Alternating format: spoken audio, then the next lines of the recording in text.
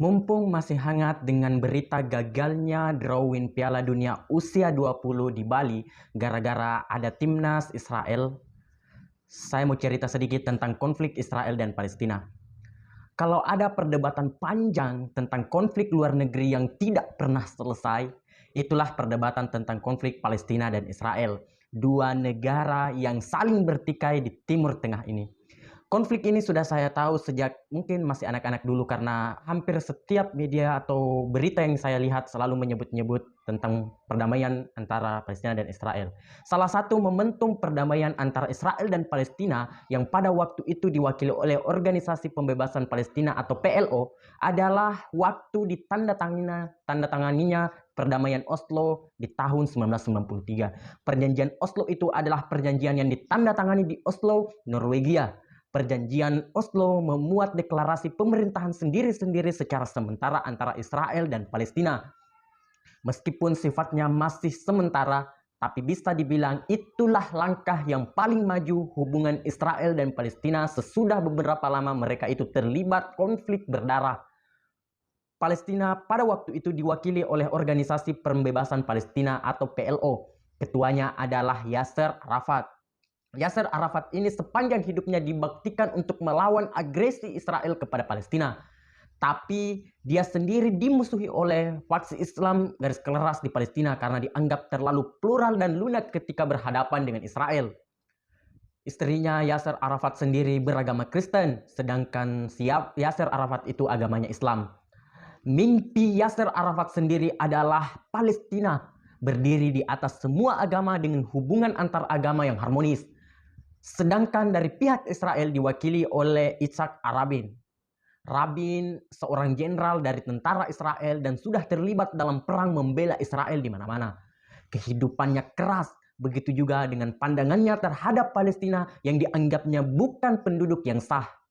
Jadi bisa dibilang Yasser Arafat dan Yitzhak Rabin ini dulunya sama-sama ada di garis keras perang Israel dan Palestina. Mereka bahkan ada di barisan terdepan ketika mudanya dan punya ideologi yang tidak bisa diubah menjadi lunak kalau itu sudah menyangkut negara mereka masing-masing.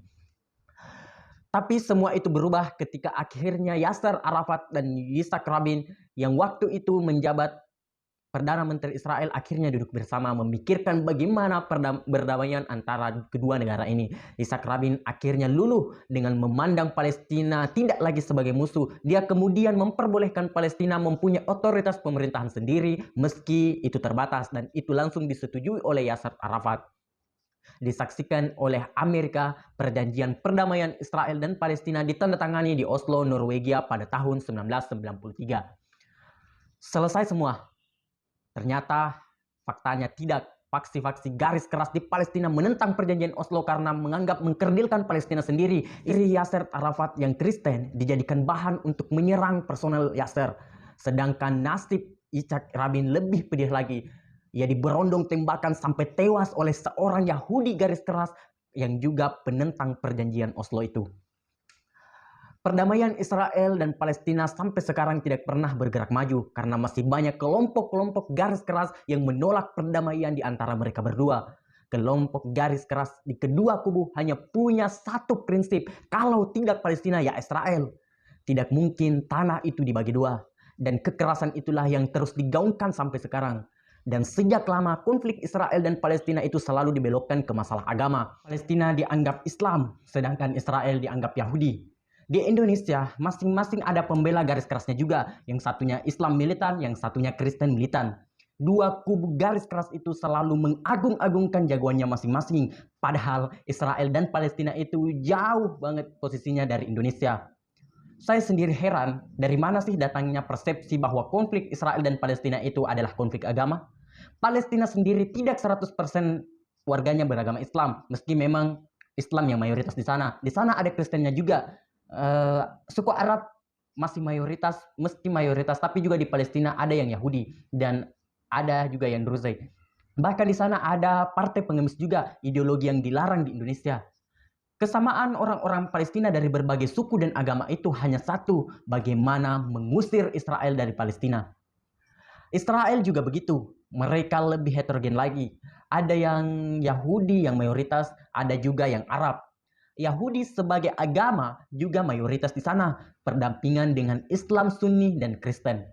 Urusannya buat mereka dalam masalah Palestina itu bukanlah agama, tetapi lebih kepada penguasaan wilayah. Bahkan menurut beberapa pihak, isu agama memang dibawa oleh Israel untuk memperkuat posisinya di dalam konflik itu. Yang bicara keras itu adalah kelompok Yahudi sendiri yang menentang penjajahan Israel atas nama Palestina.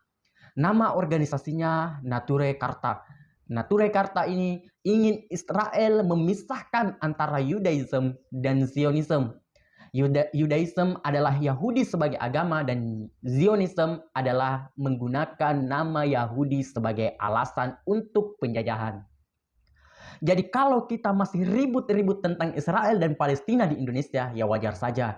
Meski debat itu dari dulu ya itu saja, tapi kelompok fanatik dari dua kubu itu masih banyak banget di Indonesia dan mereka sama-sama mengatasnamakan agama, membawa-bawa kitab suci dan sama-sama mencari donasi yang entah disalurkan kemana. Kalau buat saya, nikmati sajalah perdebatan panjang itu yang tidak tahu kapan selesainya dan kapan ujungnya. Saya sendiri sudah muak dan jelek atau bagusnya Indonesia dengan segala keputusannya. Saya tetap mendukung karena saya bukan orang Palestina, juga bukan orang Israel. Saya orang Indonesia. Wallahul muwaffiq ila aqwamit thoriq. Wassalamualaikum warahmatullahi wabarakatuh.